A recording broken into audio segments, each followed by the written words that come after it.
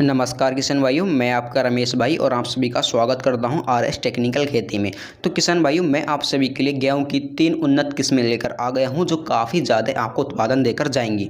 तो किसान भाइयों, बात करते हैं पहली किस्म के बारे में। पहले नंबर पर किस्म कौन सी आती है? तो किसान भाइयों, पहले नंबर पर किस्म जो आती है वो आती है DDW47 के नाम से आती है। और किसान भाइयों, गेहूँ की इस किस्म की खेती, ठीक है, मध्य प्रदेश, गुजरात, छत्तीसगढ़, राजस्थान, हरियाणा, दिल्ली आदि राज्यों में इसकी खेती होती है। अब बात कर लेते हैं किसान भाई इस किस्म की औसत पैदावार के बारे में कि ये किस्म हमें औसत पैदावार कितनी देकर जाती है। तो 74 कुंटल प्रति हेक्टेयर की पैदावार आपको देकर जाती है यह किस्म। किसान भाइयों, इस किस्म में एक खास बात है कि यह रोगों से सहनशील होती है, अर्थात इसमें किसी प्रकार का रोग देखने नहीं मिलता है। किसान भाई, अब बात कर लेते हैं इसके लंबाई के बारे में। इसकी लंबाई कितनी हो जाती है? इसकी लंबाई 100 सेंटीमीटर हो जाती है। मीडियम साइज होता है जिसके कारण यह गिर भी नहीं पाती है। किसान भाई, यदि आपकी फसल गिरेगी नहीं तो आपको अधिक से अधिक उत्पादन देकर जाएगी। अब बात कर लेते हैं किसान भाई, ये कितने दिन के अंदर पककर तैयार हो जाती है?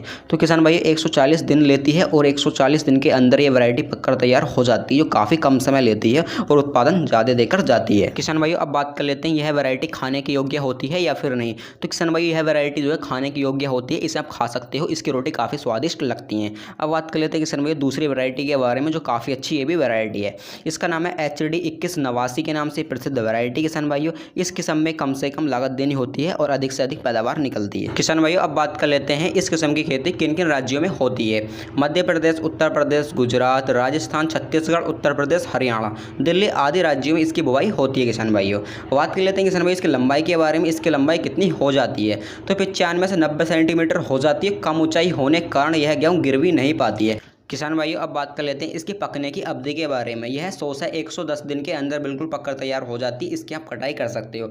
अब बात कर लेते हैं सिंचाई के बारे में कि इसमें कितनी सिंचाई लगानी होती है। 3 से 5 सिंचाई के अंदर ये बिल्कुल पककर तैयार हो जाती है। किसान भाइयों, अब बात कर लेते हैं किसान भाई उत्पादन के बारे में कि प्रति हेक्टेयर उत्पादन कितना देकर जाती है यह किस्म। तो 72 कुंटल प्रति हेक्टेयर आपको उत्पादन देकर जाती है। और किसान भाई, इस किस्म में किसी प्रकार का रोग आपको देखने नहीं मिलता है, जिसके कारण यह किस्म बहुत अच्छी मानी गई है। किसान भाई, अब बात कर लेते हैं इसके दाने के बारे में। दाना कैसा होता है? दाना मोटा होता है, लंबा होता है और मजबूत दाना होता है किसान भाइयों। और यह गेहूं खाने के योग्य होती है। किसान भाइयों, अब तीसरे नंबर पर वैरायटी आती है PPW 677। ये काफ़ी प्रसिद्ध वैरायटी किसान भाइयों। अब इसकी लंबाई के बारे में बात कर लेते हैं। इसकी लंबाई कितनी हो जाती है? 107 सेंटीमीटर इसकी लंबाई हो जाती है, जो मीडियम साइज ही माना जाता है किसान भाइयों, ठीक है, इसलिए यह गिर भी नहीं पाती है। अब बात करते हैं इसकी पकने की अवधि। ये कितने दिन के अंदर पककर तैयार हो जाती है? 157 दिन लेती है। 157 से 58 दिन के अंदर ही पककर बिल्कुल तैयार हो जाती है। अब बात कर लेते हैं मार्केट में आपको क्या रुपये किलो इसका बीज मिलता है? 28 रुपये किलो पर केजी आपको इसका बीज मिलता है किसान भाइयों। और इसकी पैकिंग जो आती है वह 40 किलो की इसकी पैकिंग में आती है किसान भाइयों। किसान भाइयों, अब बात कर लेते हैं इसके उत्पादन के बारे में। इसका उत्पादन जो निकलता है वह 70 कुंटल प्रति हेक्टेयर इसका उत्पादन निकलता है किसान भाइयों। काफ़ी अच्छा उत्पादन होता है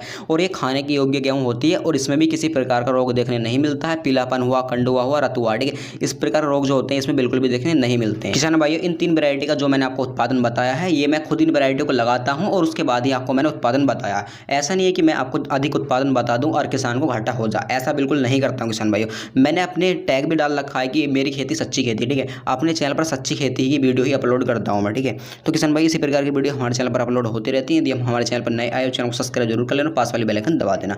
तो मिलते हैं नई वीडियो के साथ और एक नए टॉपिक के साथ। अब तक के लिए जय हिंद, वंदे मातरम।